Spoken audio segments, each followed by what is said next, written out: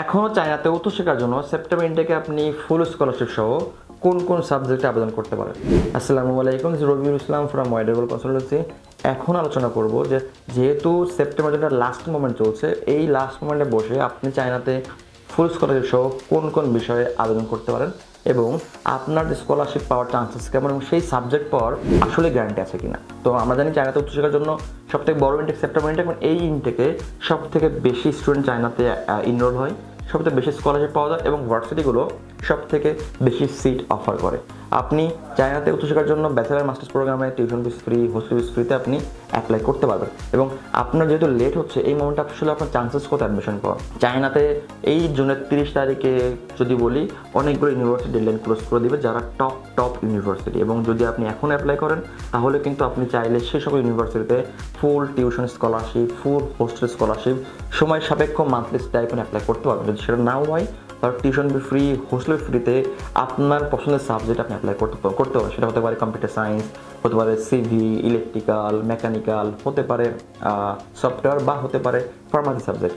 এইসব সাবজেক্টে কিন্তু আপনি চাইলে এখনও আপনার পড়ার সুযোগ আছে এবং এখন আপনার অনেক অপশন আছে। অবশ্যই মাথায় রাখবেন যে একটা ভার্সিটিতে কখন আপনি অ্যাপ্লাই করবেন না, যত বেশি সম্ভব অপশন রাখার চেষ্টা করবেন। যে এইভাবে খুঁজবেন যে আসলে ওই ভার্সিটিতে অমুক সাবজেক্ট ভালো, আমি ওটাতে করবো, ওটাতে এই সাবজেক্ট ভালো। দ্যাট মিন মাল্টিপল অ্যাপ্লাই করবেন, মাল্টিপল সাবজেক্ট হতে পারে। যদি এক সাবজেক্টে পছন্দ থাকে, চেষ্টা করবেন ওই সাবজেক্টে বিভিন্ন ভার্সিটি অ্যাপ্লাই করা। তাহলে কী হবে, হয়তো বা কোনো না কোনো ভার্সিটি আপনি অ্যাডমিশন নিয়ে নেবে, হতে পারে সকল ভার্সিটি আপনি অ্যাডমিশন নিয়ে নেবে। তাহলে আপনার অপশন থাকবে, আপনি তাহলে চুজ করতে সুবিধা হবে, কম্পেয়ার করতে সুবিধা হবে আপনার জন্য, যে আপনি কোনটাতে যাবেন, কোনটাতে সুবিধা বেশি, কোন সুবিধা কম, কোনটাতে আপনি কি অ্যাডভান্টেজ পাচ্ছেন। অনেক ভার্সিটি আছে স্কলারশিপ, টিউশন হোস্টেল দিবে, সাথে আবার আপনাকে ইন্স্যুরেন্সটাও ফ্রি দিবে।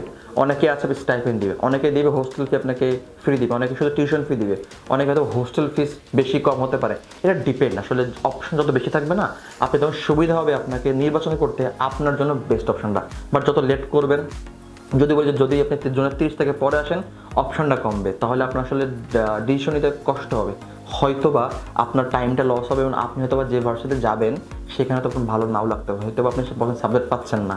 ইভেন এমন হতে পারে আপনার প্রোফাইল খুব ভালো, আপনার রেজাল্ট ভালো, IELTS বা অনেক রকম এক্সট্রা কারিকুলাম আছে, এরপরেও আপনি ভালো স্কলারশিপ, ভালো ভার্সিটি নাও এবং ভালো সাবজেক্ট নাও পেতে পারেন। আপনার থেকে কম রেজাল্ট, আপনার থেকে IELTS নাই স্টুডেন্ট, অথবা আপনার থেকে লো জিপিএ নিয়েও অনেক স্টুডেন্ট আছে যে ভালো স্কলারশিপে টপ ভার্সিটি অ্যাডমিশন নিতে পারে।